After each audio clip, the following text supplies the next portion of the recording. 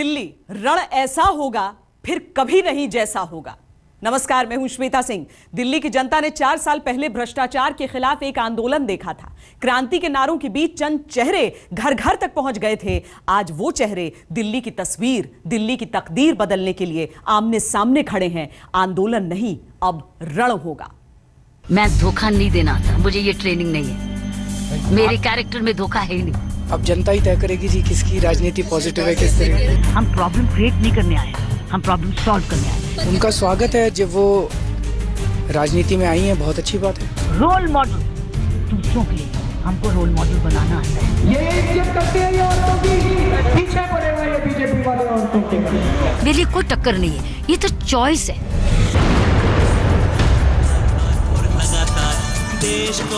कभी इन दो हाथों में एक ही लय में तिरंगा लहराया था, कभी एक ही मंच पर एक ही सुर में एक ही नारे गूंजे थे। लोकपाल लोकपाल पास करो जन लोकपाल। एक ही सोच थी, एक ही कर्म था, एक ही आंदोलन था। आज झंडा बदल गया, मंच बदल गया, नारे बदल गए रास्ते, बदल गए हालात। दिल्ली में आंदोलन नहीं, अब रण होगा। भारत माता की जय। ये दिल्ली का आंदोलन है। अगर हमने सपना अपने प्रधानमंत्री जी का पूरा करना है तो साथियों ये आंदोलन करना होगा या करवाया जाएगा। करोगे या करवाऊं? बोलो। भारत माता की। दिल्ली का दंगल अब तक अरविंद केजरीवाल के नाम के इर्द गिर्द सिमटा था। पिछले चुनाव में साफ हुई कांग्रेस दोबारा खड़ी भी नहीं हुई थी। बीजेपी के भीतर सर फुटौल आम था। चेहरे के नाम पर घूम फिर के पीएम मोदी की ही तस्वीर थी, लेकिन चेहरों पर चाणक्य का दिमाग भारी पड़ गया। किरण बेदी जी ने आज भारतीय जनता पार्टी में प्रवेश किया है। वो भारतीय जनता पार्टी की ओर से चुनाव भी निश्चित लड़ेगी। मुख्यमंत्री कौन बनेगा वो फैसला पार्लियामेंट्री बोर्ड का अधिकार क्षेत्र है। पार्लियामेंट्री बोर्ड इसका निर्णय करेगा।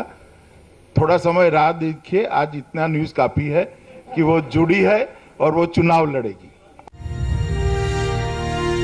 अमित शाह के चेहरे पर तैरती ये मुस्कान उस खलबली को पहचान रही है जो विरोधी के खेमे में इस एक घोषणा के साथ हुई है।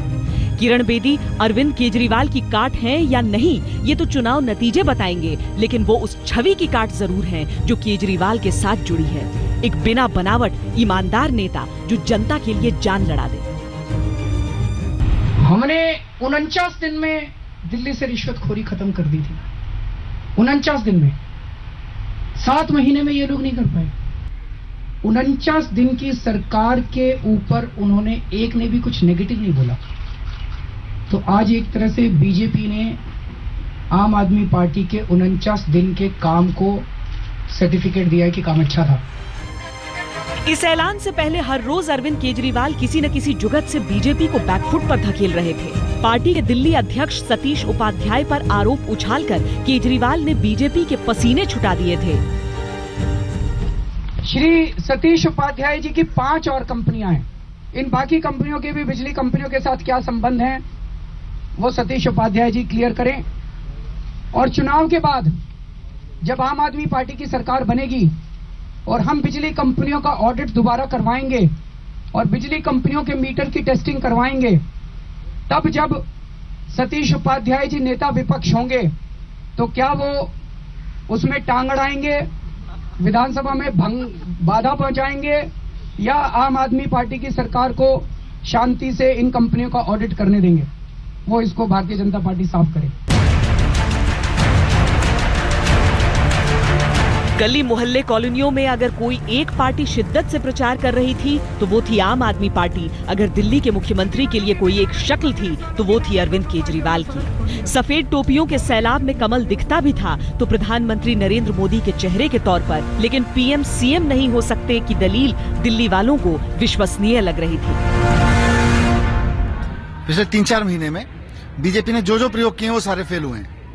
वो पहले 300 एमपीज को लेके आए, वो फेल हो गया। फिर वो 4 मुख्यमंत्री को लेके आए, वो फेल हो गया। फिर उन्होंने कहा मोदी जी की रैली के बाद तो पता नहीं क्या हो जाएगा, वो फेल हो गया। अब वो किरण बेदी जी को लेके आए।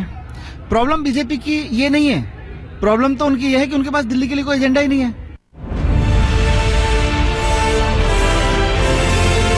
आम आदमी पार्टी के उम्मीदवार के आगे उम्मीद हारती बीजेपी को एक ही झटके में ऐसी किरण मिली कि कार्यकर्ताओं और समर्थकों में गजब की ऊर्जा भर गई। ये सच है कि हर राज्य में बिना सीएम उम्मीदवार के उतरी बीजेपी को कामयाबी मिली थी, पर दिल्ली में ये फॉर्मूला चल नहीं रहा था, ये भी हकीकत है। सीएम उम्मीदवार का ऐलान तो अभी नहीं हुआ है, लेकिन संकेतों में कभी-कभी घोषणा से बड़ी शक्ति होती है। पार्लियामेंट्री बोर्ड तय करेगा इसके बारे में जो भी होगा। मैं लाभ नहीं कहूंगी क्योंकि राजनीतिक फायदा और नुकसान नहीं सोचना चाहिए, लेकिन एक उनकी बहुत जो लोकप्रियता है, उनके काम की जो लोगों ने सराहना की है, उनका जो अनुभव और तजुर्बा है, उससे बहुत फायदा मिलेगा। शह और मात के खेल में एक प्यादा भी बाजी पलट सकता है। यहाँ तो सियासी शतरंज की एक ही चाल में बीजेपी को वजीर मिल गया। दिल्ली चुनाव से 3 हफ्ते पहले बाजी बराबर हो गई। दिल्ली ही नहीं, देश किरण बेदी से वाकिफ है। एक बेखौफ सुपर कॉप जिसने ड्यूटी की राह में प्रधानमंत्री तक की परवाह नहीं की थी। पर खाकीधारी अब खादीधारी है। किरण बेदी से विरोधियों को कितना खौफ खाने की जरूरत है? क्या खास है किरण बेदी में?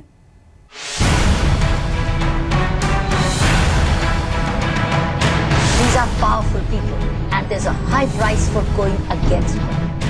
I have to learn not to trust most of my seniors and certainly never my peers. Master की छड़ी, टेनिस का रैकेट,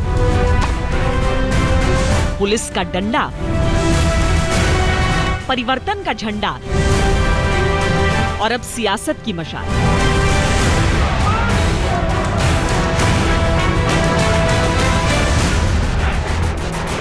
किरण बेदी निर्भीक, निडर, साहसी।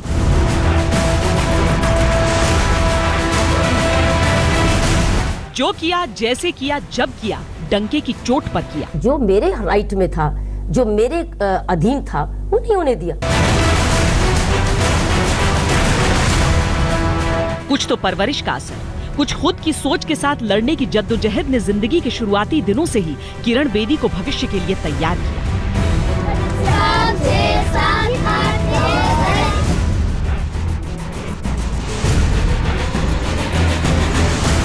पढ़ाई के दौरान ही उन्होंने एशियन लॉन टेनिस चैंपियनशिप अपने नाम की। साल 1970।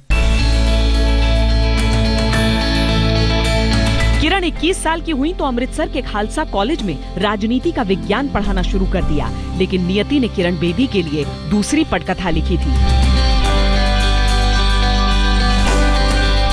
1972 में उनका सिलेक्शन आईएएस के लिए हुआ, लेकिन उन्होंने इंडियन पुलिस सर्विस को तरजीह दी।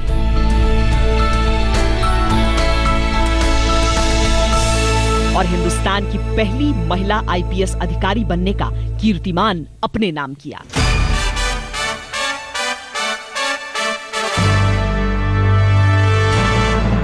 ट्रेनिंग के बाद पहली पोस्टिंग दिल्ली के चाणक्यपुरी इलाके में हुई।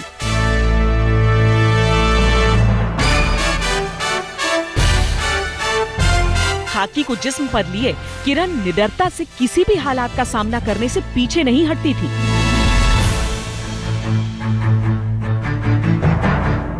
जल्द ही दिल्ली उन्हें उनके तेज तर्रार तेवर से पहचानने लगी। In the old city area, and I gave her a task, a very dangerous task actually, which involved rescuing women and children in a burning house. So what Kiran did was she went to the nearest hand pump and she drenched herself completely in a uniform. And then she went and she broke the door of the burning house, went straight inside and picked up the first person she could see and brought her out. 1982 में 9वें Asian games के दौरान दिल्ली के राज्यपाल ने बुलाकर किरण बेदी को दिल्ली की traffic व्यवस्था संभालने का जिम्मा सौंपा। दिल्ली की ट्रैफिक समस्या 80 के दशक में बहुत बड़ा सरदर्द थी। किरण बेदी सफेद एम्बेसडर में रोज सुबह दिल्ली की सड़कों पर निकल जाती और ट्रैफिक संचालन में लगी रहती। फिर उन्होंने क्रेन का सहारा लिया और ट्रैफिक को न मानने वाले लोगों की गाड़ियों को क्रेन से उठवाना शुरू कर दिया। किरण बेदी को एक नया नाम मिल गया था, क्रेन बेदी। एक भी माफ नहीं हुआ, एक भी। मुझे ये बता दो कि ट्रैफिक एनफोर्समेंट में ऐसा उदाहरण दे दो, एक भी माफ ना हुआ, चाहे चीफ मिनिस्टर की गाड़ी हो। आपको पता है चीफ मिनिस्टर की गाड़ी गोवा में भी चलान हुई थी। एक रोज गलत जगह पार्क होने की वजह से प्रधानमंत्री इंदिरा गांधी की गाड़ी भी उठवा ली। किरण बेदी का कड़क अंदाज ऐसा था कि इंदिरा जैसी प्रधानमंत्री को भी जुर्माना देने पर मजबूर होना पड़ा। किरण बेदी निष्ठा और हिम्मत की मिसाल बन गई। साहस और पक्के इरादे पर चलने वाली किरण बेदी ने सिस्टम के अंदर रहकर सिस्टम से जूझने का मन बनाया और ड्रग्स से लेकर पुलिस महकमे में फैले भ्रष्टाचार को निशाने पर लेना शुरू किया। सिस्टम को बदलना मंजूर नहीं था और किरण बेदी को हार मानना। किरण का तबादला तिहाड़ जेल में महानिदेशक के पद पर कर दिया गया। They had obviously sent me to Tihar to fix me, or in the hope that I might just disappear. Tihar पहुंचकर किरण बेदी ने कैदियों के सुधार का बीड़ा उठाया। I'd been out of Delhi police for so long, and the situation had become so bad. Jail में उन्होंने कैदियों के पढ़ने लिखने की व्यवस्था के साथ उनके हुनर का इस्तेमाल शुरू किया।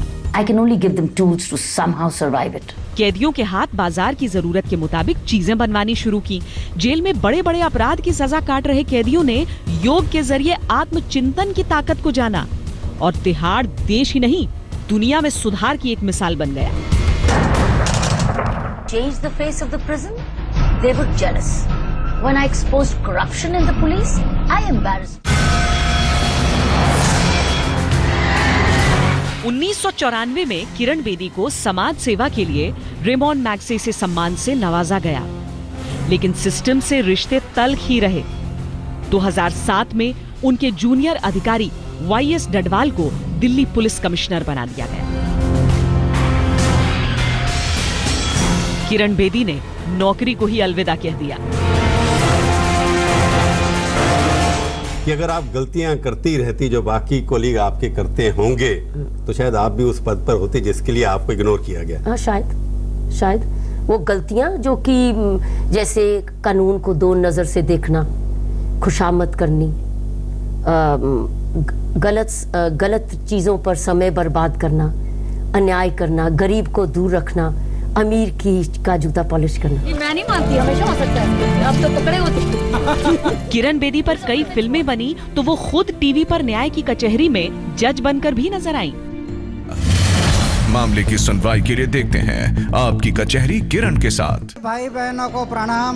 लेकिन 2011 में अन्ना ने जब लोकपाल की लड़ाई का बिगुल बजाया तो किरण बेदी ने भ्रष्टाचार के खिलाफ लोकपाल का झंडा थाम लिया। वंदे वंदे इंक्लाब इंक्लाब। किरण बेदी के बीजेपी में आने से कैसे बदल सकता है खेल, दिखाएंगे इस ब्रेक के बाद। 5 साल सरकार चलाएंगे। मुझे धोखा नहीं देना। जो कहा तो साथियों ये आंदोलन करना होगा। भारत माता की। किरण बेदी को दिल्ली चुनावों से ऐन पहले पार्टी में शामिल करना बीजेपी का मास्टर स्ट्रोक था। अटकलें जरूर थीं, लेकिन हकीकत में यह हो जाएगा इसकी तैयारी विरोधियों ने नहीं। शिकार का जमाना गया, यहाँ एक तीर से अनगिनत शिकार का दौर है। किरण बेदी को दिल्ली के दंगल में बीजेपी ने ऐसे वक्त पर उतारा जब आम आदमी पार्टी अपनी रणनीति सेट कर चुकी थी, पर किरण का नाम आते ही नाम, मुद्दे, वादे, दावे सब सन्न रह गए। उनका स्वागत है, जब वो राजनीति में आई हैं, बहुत अच्छी बात है।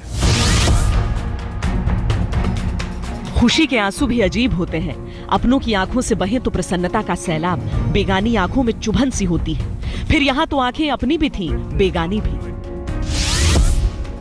ये भाजपा जानती थी कि जगदीश मुखी का चेहरा लगाकर, विजय गोयल, विजेंद्र गुप्ता जी, किसी का भी चेहरा लगाकर वो अरविंद केजरीवाल की ईमानदारी और उसकी मेहनत और उसके कैरियर का मुकाबला नहीं कर सकते। इसलिए उन्हें आयात करना पड़ा। वो शाजिया के पास गए, मुझसे भी अप्रोच किया गया, किरण बेदी के पीछे भी उतने दिन तक रहे, उन्हें समझौता करना पड़ा, आयात करना पड़ा। किरण कविताओं पर यकीन नहीं करती, सीधी बात करना चाहती है। आरोपों की राजनीति छोड़ सकारात्मक भविष्य की ओर देखना चाहती है। क्योंकि मेरी नेचर ही पॉजिटिव है।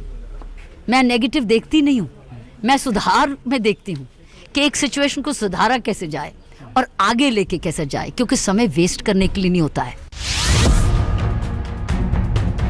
तो क्या लड़ाई अच्छी बात और बुरी बात की होगी अब? क्या आम आदमी पार्टी के आरोपों का संपूर्ण काट है किरण? नहीं, बीजेपी को जश्न में जल्दबाजी नहीं करनी चाहिए। एक औचक घोषणा से चौंक जाना लाजमी था। पूरी आम आदमी पार्टी के पास वो छवि है जिसे एक इकलौती किरण बेदी की छवि से टक्कर देने की कोशिश की जा रही है। किरण बेदी के भारतीय जनता पार्टी आने से पार्टी भी मजबूत होगी और एक ऐसी महिला हमारे साथ आई हैं जिनका समाज में एक नाम है, उनका नाम विशेष रूप से वो अच्छी पुलिस अफसर रही हैं। इतना तय है कि किरण बेदी के आने से दिल्ली का खेल बदला है। अब तक सतीश उपाध्याय पर जिस तरह के आरोप लगाए जा रहे थे वो किरण बेदी पर नहीं लग सकते। उनकी छवि एक ईमानदार प्रशासक की है। अन्ना आंदोलन में उनका भी कद बड़ा था। सबसे बड़ी बात यह है कि बगैर घोषणा बीजेपी को दिल्ली में चेहरा मिल गया।